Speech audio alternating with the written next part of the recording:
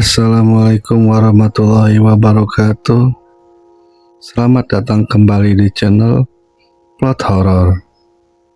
Semoga teman-teman semua dalam keadaan sehat dan selalu berada dalam lindungan Sang Pencipta. Pernahkah teman-teman merasakan suhu di dalam mobil tiba-tiba turun drastis, padahal AC sudah dimatikan? Atau merasa ada sepasang mata yang menatap tajam dari kursi belakang melalui spion tengah? Malam ini, aku akan membagikan kisahnya tentang penumpang yang pernah memesan perjalanan namun enggan untuk turun. Langsung saja kita mulai ceritanya. Namaku Rudy. Malam itu, udara di pinggiran kota terasa jauh lebih berat dari biasanya. Aku baru saja menyelesaikan pesanan ke-14 dan layar ponselku menunjukkan angka yang hampir mendekati target bonus harian.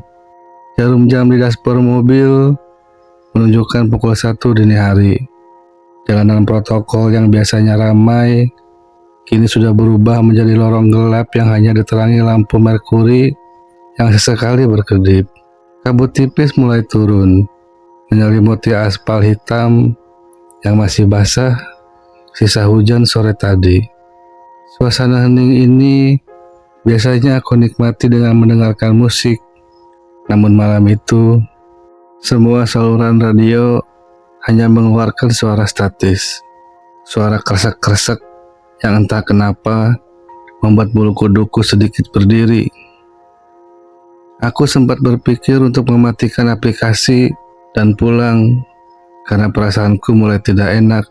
Ada semacam tekanan di udara yang membuat dadaku terasa sesak. Namun, tepat saat jempolku hendak menyentuh tombol offline, sebuah denting nyaring memecah keheningan kabin mobil. Sebuah pesanan masuk. Titik penjemputannya berada tepat di gerbang samping Taman Pemakaman Umum Kamboja. Aku memutar balik mobilku. Lampu depan membelah kabut, menyinari pagar besi makam yang berkarat. Sesampainya di sana, suasana sangat gelap.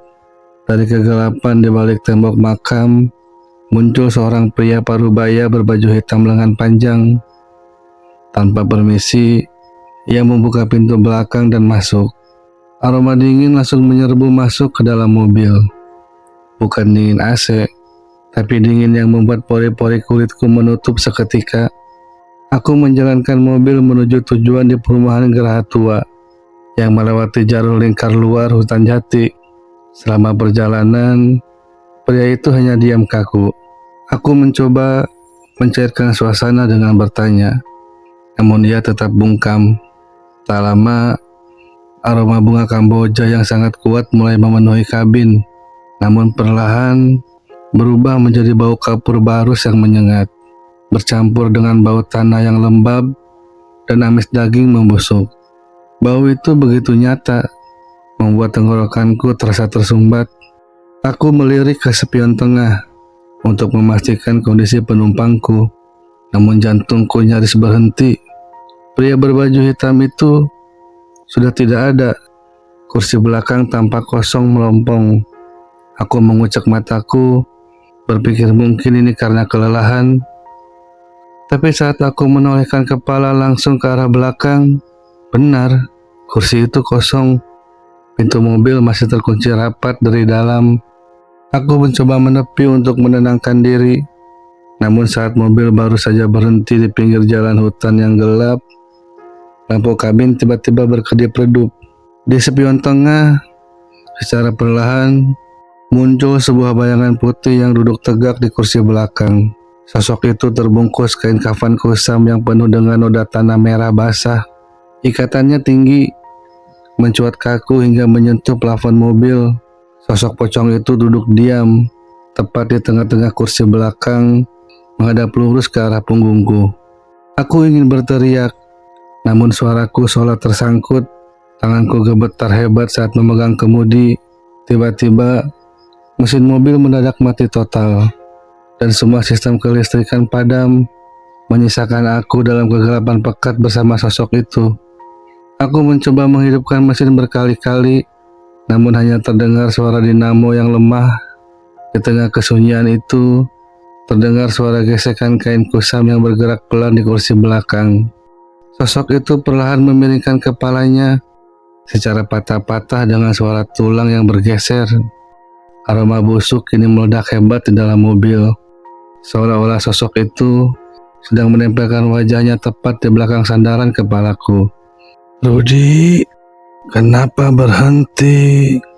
Desis suara itu sangat berat dan dingin di telingaku. Aku mencoba membuka pintu, namun tuasnya terasa sangat berat, seolah dikunci oleh kekuatan dari luar. Aku terjebak di dalam kabin sempit ini, lewat pantulan spion yang hanya diterangi cahaya rembulan yang masuk dari jendela.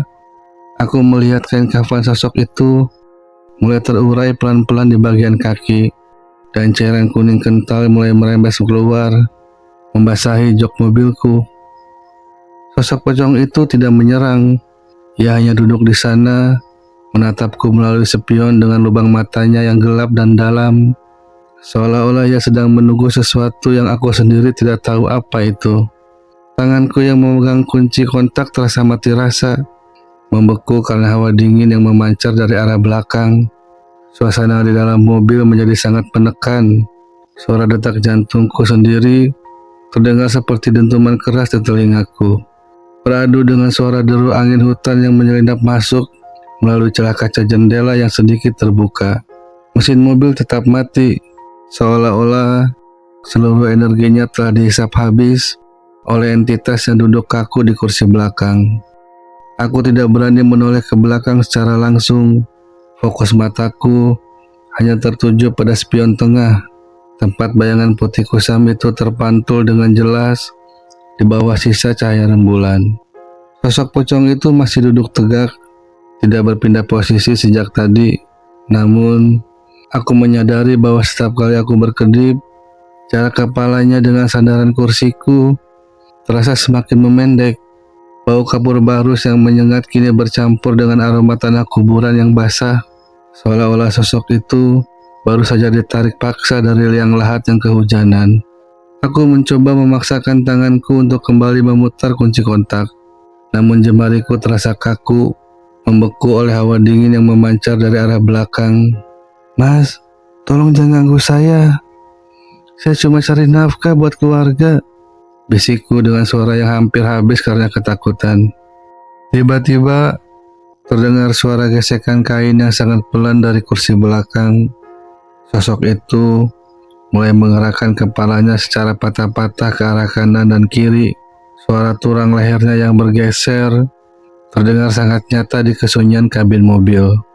Melalui spion, aku melihat kain kafan di bagian wajahnya perlahan-lahan tersingkap oleh hembusan angin goib. Aku melihat sekilas kulit yang sudah menghitam dan kering menempel ketat pada tulang pipinya yang menonjol. Tidak ada mata di sana, hanya ada dua lubang gelap yang sangat dalam, seolah-olah menyimpan kesedihan dan dendam yang tak kunjung usai. "Rudi, lihat di bawah kursimu." Desis suara itu serak dan berat, seolah-olah suaranya keluar dari tenggorokan yang tersumbat tanah. Dengan tangan gemetar, aku perlahan-lahan meraba bagian bawah kursi pengemudi. Jantungku hampir copot saat jemariku menyentuh sesuatu yang terasa kasar dan lembab. Aku menariknya perlahan ke depan cahaya rembulan. Itu adalah sepotong kain putih kecil yang kusam, dipenuhi noda tanah merah yang masih basah. Di tengah kain itu terdapat sebuah benda kecil yang terbungkus rapi, sebuah foto lama yang sudah agak buram, dan sebuah cincin perak yang sudah menghitam. Aku tertegun saat melihat foto itu. Itu adalah foto seorang pria parubaya yang mengenakan seragam pengemudi taksi, persis seperti aku. Di belakang foto itu tertulis sebuah nama dan tanggal kematian yang baru terjadi beberapa hari yang lalu. Aku teringat sebuah berita kecelakaan tunggal di jalur lingkar luar ini pada minggu lalu, di mana seorang pengemudi taksi tewas menabrak pohon beringin besar karena remnya blong. "Itu milikku, Rudi. Bawakan ke rumahku," Sosok itu kembali mendesis. Tiba-tiba lampu dashboard mobil menyala sendiri dengan cahaya merah yang redup. Semua pintu mobil yang tadinya terkunci rapat mendadak terbuka secara serentak dengan suara dentuman yang keras. Prak! Angin hutan yang sangat dingin langsung menerjang masuk, menerbangkan beberapa lembar kertas laporan setoran di kursiku. Aku melihat ke arah spion tengah sekali lagi. Sosok pocong itu kini tidak lagi duduk. Ia sudah menghilang dari pandangan mata, namun bau busuknya justru semakin menjadi-jadi. Aku merasa ada beban yang sangat berat menekan sandaran kursiku dari arah belakang. Seolah-olah sosok itu kini sedang berdiri tepat di belakang kepalaku, meskipun fisiknya tidak terlihat di cermin. Jangan buang kain itu, Rudy, atau aku ikut pulang bersamamu. Suara itu kini terdengar sangat dekat, tepat di lubang telingaku, hingga aku bisa merasakan hembusan napasnya yang sedingin es menyentuh kulit leherku. Aku segera memutar kunci kontak dengan kekuatan terakhir yang aku miliki. Mesin mobil menyala dengan deru yang sangat kencang, seolah-olah dipaksa bekerja di luar batasnya. Tanpa pikir panjang, aku segera memacu mobil menjauh dari jalur hutan itu, mengabaikan semua prosedur keselamatan yang pernah aku pelajari. Namun, saat aku melesat kencang menembus kabut, aku menyadari satu hal yang membuat bulu kuduku berdiri lebih tegak dari sebelumnya. Di dalam mobil yang melaju cepat ini, setiap kali aku menginjak rem, terdengar suara tawa kecil yang parau dari arah bagasi belakang. Tawa yang sangat halus, namun penuh dengan penderitaan. Mobilku melaju kencang membelah kesunyian malam. Jarum speedometer menunjukkan angka 80 km per jam. Namun anehnya, pemandangan di luar jendela seolah tidak berubah. Pepohonan jati yang tinggi dan gelap itu seperti terus berulang, seolah-olah aku sedang terjebak dalam lingkaran waktu yang tidak pernah berujung. Bau kapur barus itu kini tidak lagi hanya ada di kursi belakang, tapi sudah meresap ke dalam jok, ke dalam pakaianku, bahkan seolah masuk ke dalam pori-pori kulitku. Tangan kaku yang tadi kurasakan di pergelangan kaki sudah hilang, namun bekas dinginnya masih menyisakan rasa lindu yang luar biasa. Aku terus menggenggam erat kain kafan kecil dan foto buram yang kutemukan di bawah kursi tadi. Aku sadar, ini bukan sekedar gangguan gaib biasa. Ini adalah sebuah pesan. Sabar ya mas, saya antar barang ini, tapi tolong jangan ganggu saya, bisikku sambil terus menatap lurus ke depan, tak berani sedikit pun melirik ke spion tengah.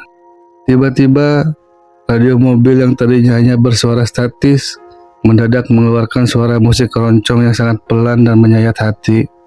Suaranya timbul tenggelam, bercampur dengan suara isak tangis seorang pria. Di saat yang sama, kursi penumpang di sebelahku perlahan-lahan melesat mundur ke belakang dengan sendirinya. Aku tersentak. Lewat sudut mataku, aku melihat kain putih kusam dari kursi belakang mulai menjalar maju, menutupi sandaran kepalaku. Hawa dingin yang amat sangat menyentuh tengkuku, membuat seluruh badanku kaku seketika. Belok kiri, desis suara itu tepat di telingaku. Aku melihat ke depan.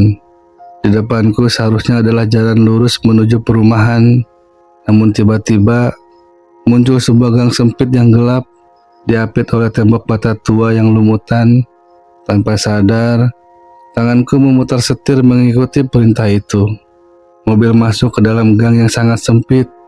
Di ujung gang itu, mobilku mendadak mati tepat di sebuah rumah kecil yang sangat sederhana.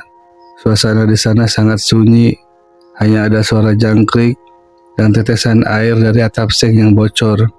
Di depan rumah itu, terdapat sebuah bendera kuning kusam yang sudah robek tertiup angin. Turun, serahkan pada istriku, Rudy. Suara itu kini terdengar lebih lembut, namun penuh dengan kesedihan yang mendalam. Aku melihat ke spion tengah untuk terakhir kalinya. Sosok pocong itu masih duduk di sana, namun kali ini kepalanya tidak lagi miring patah-patah. Ia duduk tenang, seolah-olah sudah sampai di tujuan yang ia inginkan. Lubang matanya yang gelap tampak menatap rumah tua itu dengan sangat sendu. Dengan kaki yang masih gemetar, aku keluar dari mobil. Aku melangkah menuju pintu rumah itu dan mengetuknya pelan. Seorang wanita parubaya dengan mata sembab dan wajah yang sangat lelah membuka pintu. Ia terkejut melihatku, seorang pengemudi taksi asing yang datang di jam 2 pagi. "Maaf Bu, saya hanya ingin mengantarkan ini. Saya menemukan ini di bawah kursi mobil saya," kataku sambil menyodorkan kain putih bersih foto dan cincin perak tadi. Begitu melihat barang-barang itu, wanita itu langsung jatuh terduduk dan menangis sejadi-jadinya. Ia memeluk foto itu erat-erat. "Ini milik suami saya. Dia pengemudi taksi yang kecelakaan minggu lalu. Barang-barang ini hilang saat kejadian. Kami sudah mencarinya kemana-mana, karena ini satu-satunya kenangan yang tersisa." Saat wanita itu menangis, aku merasakan sebuah hembusan angin hangat melewati bahuku. Masuk ke dalam rumah tersebut, aroma busuk dan kapur barus yang tadi menyesakkan dada mendadak berubah menjadi aroma bunga Kamboja yang lembut, lalu perlahan menghilang sepenuhnya. Aku kembali ke mobil dengan perasaan yang campur aduk. Saat aku menyalakan mesin, semuanya kembali normal. Tidak ada lagi hawa dingin, tidak ada lagi suara gesekan kain. Kursi belakang benar-benar kosong. Namun, di atas jok tempat sosok itu tadi duduk, terdapat noda tanah merah berbentuk telapak tangan kecil, seolah-olah sebagai tanda terima kasih terakhir. Sejak malam itu, aku tidak pernah lagi berani mengambil pesanan di atas jam 12 malam. Dan setiap kali aku melewati jalur lingkar luar, aku selalu menyempatkan diri untuk membunyikan klakson 3 kali sebagai tanda hormat kepada mereka yang jalannya terhenti di sana. Karena aku tahu di balik spion tengah kita terkadang ada cerita yang belum sempat diselesaikan. Itulah akhir dari kisah yang dialami oleh Rudy, sebuah pengingat bagi kita semua bahwa di balik setiap penampakan yang menyeramkan terkadang tersimpan sebuah kerinduan atau janji yang belum terpenuhi. Jangan pernah meremehkan apa yang kalian rasakan saat berkendara sendirian di tengah malam, karena bisa jadi kalian tidak benar-benar sendirian. Terima kasih teman-teman sudah mendengarkan kisah ini. Saya pamit undur diri. Wassalamualaikum warahmatullahi wabarakatuh.